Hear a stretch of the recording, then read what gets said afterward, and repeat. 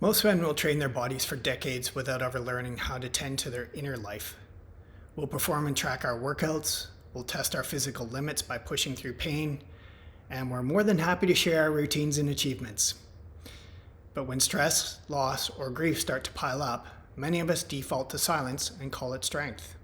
This video is about what happens when that approach doesn't work anymore. I'm Sandy, and I'm currently 56 years old. And Well Past 50 is about aging with intention, without extremes, gimmicks, or borrowed certainty.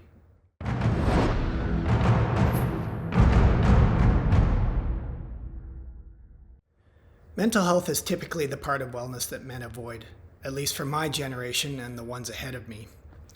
This isn't necessarily because we don't think it's important. For a long time, we were taught that struggling was something you did privately. If you were experiencing a rough patch, you pushed through.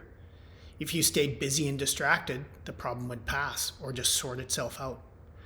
I did this for years, until grief, loss, and accumulated stress made it clear that toughing it out wasn't strength at all. I was just avoiding or delaying what I needed to face.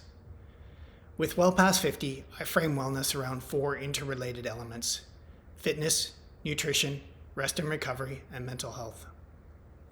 I did this because with time, it became obvious that neglecting any one of these elements eventually compromises the other. I learned along the way that if you want to be holistically well, taking care of mental health isn't optional. There are days when timing feels deliberate, even if you don't believe in signs. Today is one of those days for me. When I wrote this post, it was the anniversary of my dad's death.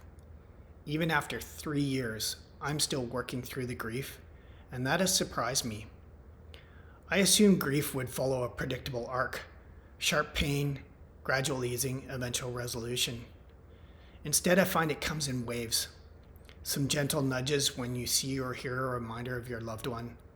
Days when the pain is stronger: anniversaries, birthdays, and special occasions. And then there's the sudden, unpredictable tsunamis of emotion that pull you under when you least expect it.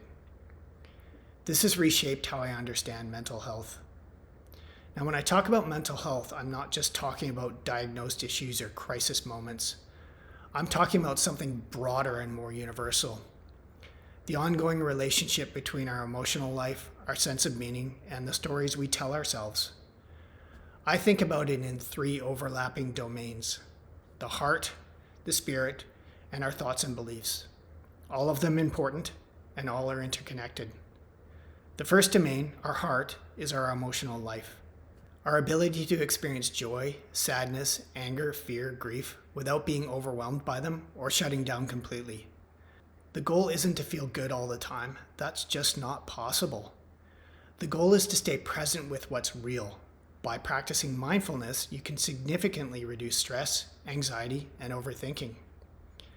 By engaging fully in the current moment, you can increase happiness, enhance focus and productivity, deepen personal relationships, and improve emotional regulation. The next domain is our spirit, our sense of vitality and purpose. It's the part of us that connects, hopes, belongs, and finds meaning. For some people, that's tied to religion. For others, it shows up through relationships, creativity, time in nature, or meaningful work. Wherever you feel alive and connected, that's your spirit. And finally, there are our thoughts and beliefs. They are internal narratives that shape how we interpret experiences. A 2020 Queen's University study of 184 participants found each person had a median of 6.5 thought transitions per minute, which equals over 6,000 thoughts per day. And some studies suggest that number may be even higher. Regardless, it's clear that our self-talk dominates our inner landscape, which in turn shapes our assumptions about who we are and how the world works. According to studies cited in psychology literature, the average person has a high volume of negative thoughts dominating their daily internal monologue. While estimates vary slightly, a common finding is that up to 80% of the average person's daily thoughts are negative. Negative thoughts are a nearly universal human experience. Our minds tend to dwell on the negative because of a deeply ingrained survival mechanism known as the negativity bias, where the brain prioritizes potential threats over positive experiences. Left unattended, negative thoughts and stories can slowly but surely harden into limitations. We see threats everywhere. We lean into uncertainty and expect bad things to happen. This makes safety and happiness hard to achieve. Struggling in any one of these three domains is common. Struggling in all three at once isn't unusual either. Life has a way of stacking pressure. Work, relationships, money, aging bodies, illness, loss, just to name a few. Even small stressors, when left unattended, can compound over time. Many men were raised with a narrow emotional vocabulary and a limited set of coping strategies. How many of us heard these tropes? Dig deep, tough it out, push through. I heard all of them growing up, from my dad, from coaches, and from friends. They were all well-meaning, and sometimes that advice worked. Learning to tolerate discomfort and stay steady under pressure does matter. In the right doses, it builds resilience. But it breaks down when the problem isn't a molehill, it's a mountain. Or when many unattended molehills become a mountain. The trouble is, many of us don't know the difference until we're already worn down. To make things worse, there's still a social cost for men around vulnerability. Needing help is often seen as weakness. Admitting we don't have it handled can be emasculating. Over time, the pressure trains us to suppress rather than express ourselves, to cope privately rather than openly, and to self-manage long past the point where it's healthy. There's a line from Buddhist teaching that stayed with me for years. It's still with me. Pain is inevitable, suffering is optional. Pain shows up whether we want it to or not. Loss, disappointment, fear, regret, they're all part of being human. Suffering enters when we deal with pain in ways that compounds it. When we don't have the tools or the permission to process pain constructively, we often look for relief elsewhere. Alcohol and drugs, food, work, excessive exercise, and that's just to name a few. We don't gravitate to these coping mechanisms out of weakness, but often from not knowing any other way. I say this from experience.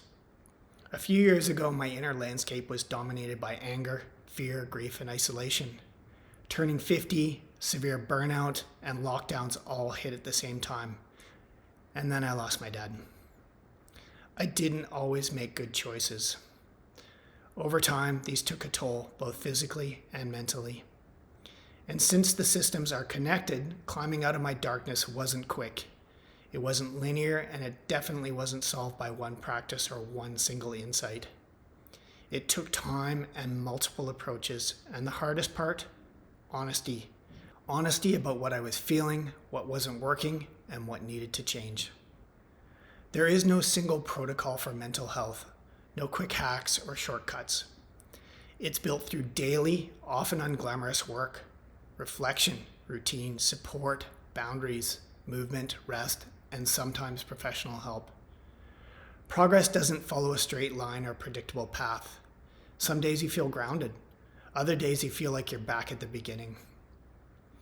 If you're doing the work, that doesn't mean nothing is changing. Mental health responds to consistent care, just like physical health does. The heart, the spirit, and the mind can heal. They can strengthen, but they don't do it through neglect or denial. If you're struggling right now, you're not broken, and you're not alone, even if it feels that way. If things feel genuinely dark, don't wait to reach out for help. There is strength in doing so. I'll leave you with one final reflection drawn from the same Buddhist framework. By understanding the nature of pain and suffering, by cultivating awareness and developing wisdom, we can reduce the suffering we add to our lives and sometimes eliminate it altogether. That, to me, is what mental health work really is. If you want more of this kind of content, you're welcome to subscribe. New videos come out regularly. Thanks for being here.